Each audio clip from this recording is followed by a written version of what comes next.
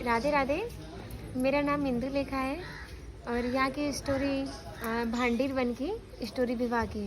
Bhandir one में कान्हा ने बहुत लीलाएं की हैं। मतलब ब्रज में जब भी भ्रमण करोगे तो सबसे ज़्यादा जो लीला है वो कान्हा जी ने भांडीर वन के अंदर की है। तो सबसे मेन प्रथम लीला है कि श्री जी का यहाँ पे विवाह हुआ था कान्हा जी के साथ, जो कि ब्रह्मा जी ने संपन्न कराया था। सबसे बड़ा ग्रंथ हमारा श्रीमद् भागवत जी होता है। अगर आपने श्रवण किया हो तो उसमें हमारी श्री जी का नाम नहीं आता है, इसीलिए विवाह का उल्लेख नहीं दिया गया।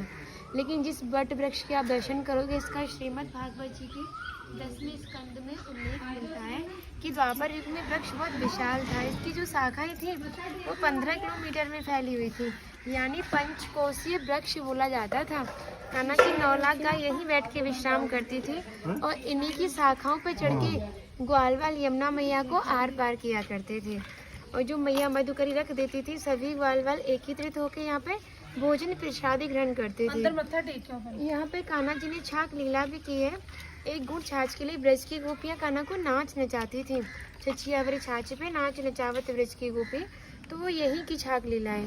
विवाह की स्टोरी हमारी काफ़ी ग्रंथों में मिलती है। गर्ग संहिता, स्कंद पुराण, ब्रह्म वैवर्त पुराण, गोपाल चंपू, काफ़ी ग्रंथ है जो हमारे विवाह का उल्लेख करते हैं। जो गर्ग संहिता ग्रंथ है जिसकी रचयिता गर्गाचार्य जी हैं, उन्होंने 16वें अध्याय में विवाह का वर्णन दिया था कि कान्हा जब 2 वर्ष के थे, 2 वर्ष का बच्चा बहुत नटखट होता है। कान्हा जी ऑलमोस्ट इतने नटखट थे कि मैया जो भी काम करती थी उनकी तोड़फोड़ करना यही उनका काम रहता था। तो मैया बाबा से कहती हैं कि जी लाला मुँह बड़ो परेशान करे, तुम गैया चरा भी जाओ तो जब तुम अपने संग ले जाओ।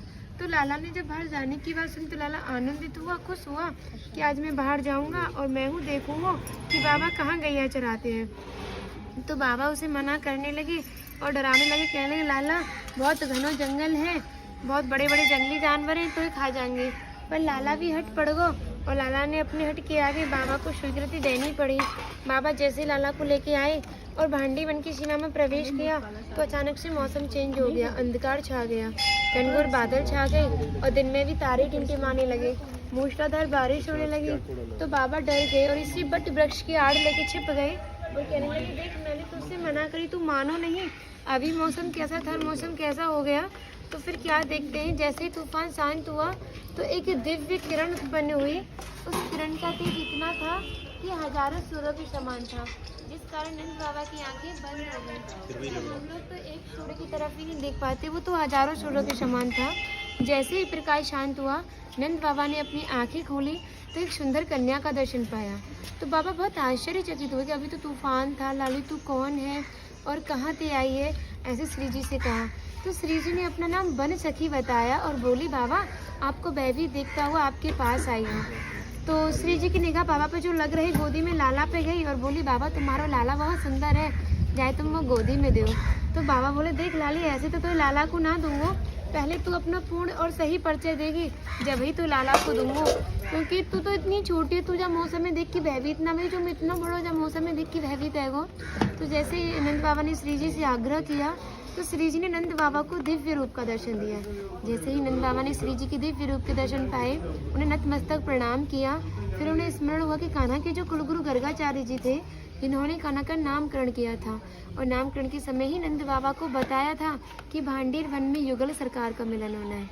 जैसे उन्हें स्मरण हुआ, श्री जी से बोले, श्री जी ने फिर से 16 वर्ष का रूप लिया। बाबा बोले, ले लाली तू अपने प्राणनाथ को संभाल, जो तूफान आया था जिससे मेरी 9 लाख गाय इधर उधर हो गई थी, उन्हें मैं ढूंढ के लाता हूँ, और जो तेरा मनोरथ है उसको पूर्ण करके लाला को घर पहुँचा दियो।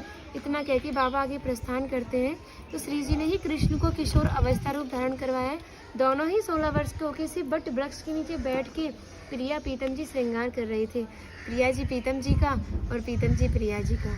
तो ब्रह्मा जी ने इतना सुंदर दिव्य नज़ारा जब भूलोक पर देखा तो उनको बहुत श्राप लगे हुए थे, इस कारण उनका ब्रज मंडल में कहीं भी कोई स्थान नहीं था। उन्होंने सोचा आज युगल सरकार का मिलन है, क्यों ना इन दोनों का विवाह संपन्न करा दिया जाए, तो मुझे पापों से मुक्ति मिलेगी और शायद ब्रज में स्थान मिल जाए।